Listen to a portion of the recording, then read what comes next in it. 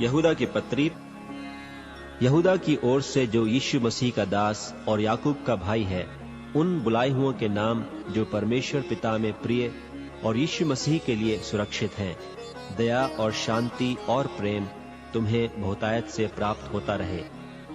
हे प्रियो, जब मैं तुम्हें उस उद्धार के विषय में लिखने में अत्यंत परिश्रम से प्रयत्न कर रहा था, जिसमें हम सब सहभागी हैं, तो मैंने तुम्हें यह समझाना आवश्यक जाना कि उस विश्वास के लिए पूरा यत्न करो जो पवित्र लोगों को एक ही बार सौंपा गया था, क्योंकि कितने ऐसे मनुष्य चुपके से हम में आ मिले हैं, जिनके इस दंड का वर्णन पुराने समय में पहले ही से लिखा गया था।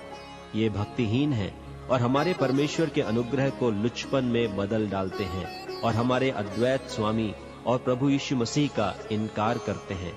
पर यद्यपि तुम सब बात एक बार जान चुके हो, तो भी मैं तुम्हें इस बात की सुधि दिलाना चाहता हूँ कि प्रभु ने एक कुल को मिस्र देश से छुड़ाने के बाद विश्वास न लाने वालों को नाश कर दिया। फिर जो स्वर्गदूतों ने अपने पद को स्थिर न रखा, वरन अपने निज निवास को छोड़ दिया, उसने उनको भी उस भीषण दिन के न्याय के लिए अंधकार में, जो सदाकाल के लिए है, बंधनों में रखा है। जिस रीति से सदोम और अमोरा और उनके आसपास के नगर, जो इनकी नाई व्यभिचारी हो गए थे और पराये शरीर के पीछे लग गए थे, आग के अनंत दंड में पड़कर दृष्टांत ठहरे हैं, उसी रीति से ये स्वप्नदर्शी भी अपने अपने शरीर को अशुद्ध करते और प्रभुता को तुच्छ जानते हैं और ऊंचे पद वालों को बुरा भला कहते हैं। परंतु प्रधान स्वर्गदूत मिकाएल ने जब शैतान से मूसा की लोथ के विषय में वाद विवाद करता था, तो उसको बुरा भला कह के दोष लगाने का साहस न किया, पर यह कहा कि प्रभु तुझे डांटे। पर ये लोग जिन बातों को नहीं जानते, उनको बुरा भला कहते हैं, पर जिन बातों को अचेतन पशुओं की नाई स्वभाव ही से जानते हैं, उनमें अपने आप को नाश करते हैं।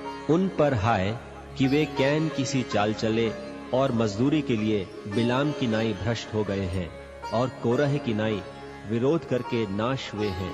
ये तुम्हारी प्रेम सभाओं में तुम्हारे साथ खाते पीते समुद्र में छिपी हुई चट्टान सरीखे हैं और बेधड़क अपना ही पेट भरने वाले रखवाले हैं। वे निर्जल बादल हैं जिन्हें हवा उड़ा ले जाती है। पतझड़ के निष्फल पेड़ हैं जो 2 बार मर चुके हैं और जड़ से उखड़ गए हैं। ये समुद्र के प्रचंड हिलकोरे हैं जो अपनी लज्जा का फेन उछालते हैं। ये डामाडोल तारे हैं जिनके लिए सदा काल तक घोर अंधकार रखा गया है।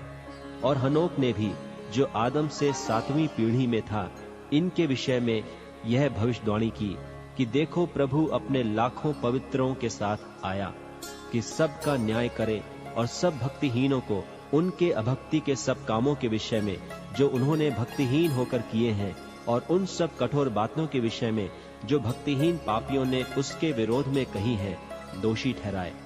ये तो असंतुष्ट, कुड़कुड़ाने वाले और अपने अभिलाषाओं के अनुसार चलने वाले हैं और अपने मुंह से घमंड की बातें बोलते हैं और वे लाभ के लिए मुंह देखी बड़ाई किया करते हैं।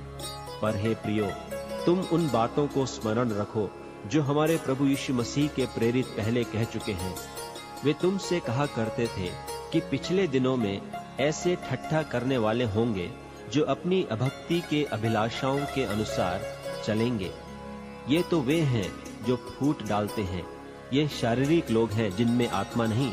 पर हे प्रियो, तुम अपने अति पवित्र विश्वास में अपनी उन्नति करते हुए और पवित्र आत्मा में प्रार्थना करते हुए अपने आप को परमेश्वर के प्रेम में बनाए रखो और अनंत जीवन के लिए हमारे प्रभु यीशु मसीह की दया की आशा देखते रहो। और उन पर जो शंका में है दया करो, और बहुतों को आग में से झपट कर निकालो, और बहुतों पर भय के साथ दया करो, वरन उस वस्त्र से भी घृणा करो जो शरीर के द्वारा कलंकित हो गया है। अब जो तुम्हें ठोकर खाने से बचा सकता है और अपनी महिमा की भरपूरी के सामने मगन और निर्दोष करके खड़ा कर सकता है, उस अद्वैत परमेश्वर हमारे उद्धारकर्ता की महिमा और गौरव और पराक्रम और अधिकार हमारे प्रभु यीशु मसीह के द्वारा जैसा सनातन काल से है, अब भी हो और युगानुयुग रहे। आमीन।